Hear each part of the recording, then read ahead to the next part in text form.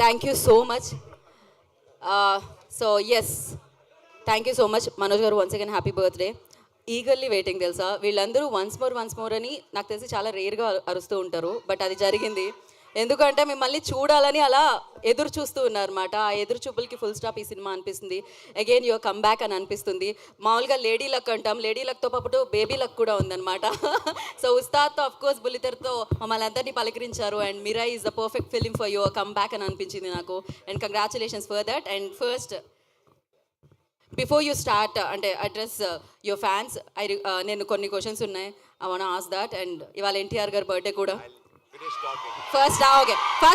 First will finish the speech and దాని తర్వాత will. అందరి నమస్కారం.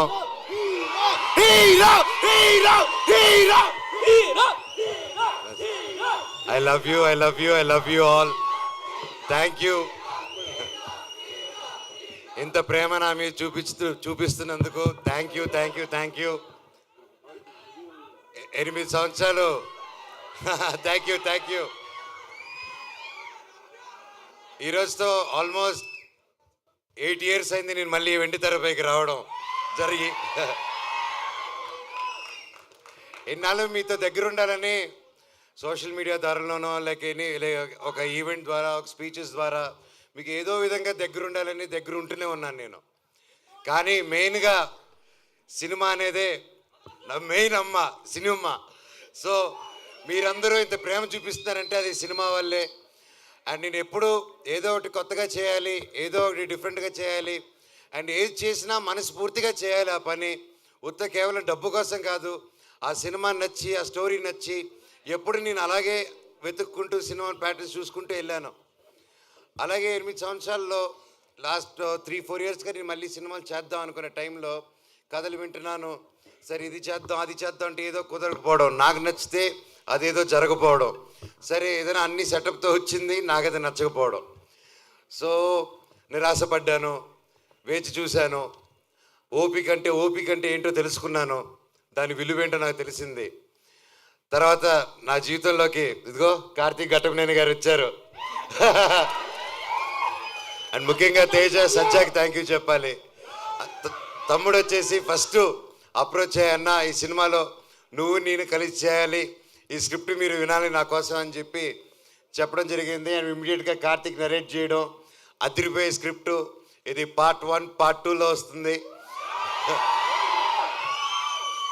ఈ సినిమా April 18th, 2025 విడుదల. And thank you.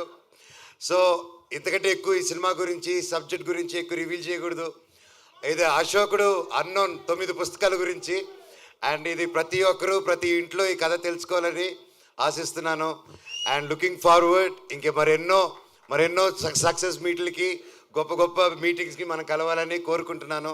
ఇక్కడ విచ్చేసిన ప్రతి ఒక్కరికి శిరస్సు వంచి దండం పెడుతున్నాను. Thank you so much.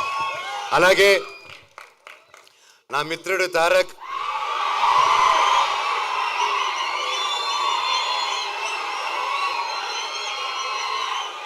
దేవరారి నా సాంగ్ రిలీజ్ అయింది, అదిరిపోయింది. And wishing him very happy birthday. నువ్వు ఎక్కడున్నా చల్లగా హ్యాపీగా ఉండు బాబాయ్. All the very best.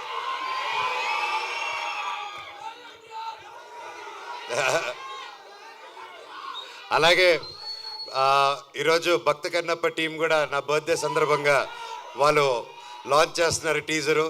And మా అన్నకి, వాళ్ళ టీంకి, ప్రతి ఒక్కరికి all the very best. Thank you. And ముఖ్యంగా ఈరోజు నేను ప్రతి ఇయర్ మిస్ అయ్యేది ఎవరినంటే సిరివెన్నెల సీతారామ శాస్త్రి గారు. ఆయన పుట్టినరోజు కూడా ఈరోజే. ఆయన ఎక్కడున్నా ఆయన చల్లని దీవెనలు మా మీద ఉండాలని, ఎప్పటికీ ఉండాలని కోరుకుంటున్నాను. ఆ శివుడు ఆశీస్సులు మీ అందరికీ ఉండాలి. నాకు, నా కుటుంబానికి, మీకు, మీ కుటుంబానికి, మన అందరికీ ఆ శివుడు ఆశీస్సులు ఉండాలి. మీ ఇష్టదేవాల ఆశీస్సులు ఉండాలి. Thank you so much. వందే మాత్రం. Love you all. Thank you Manoj garu, thank you so much. And అంటే తారక్ గారి గురించి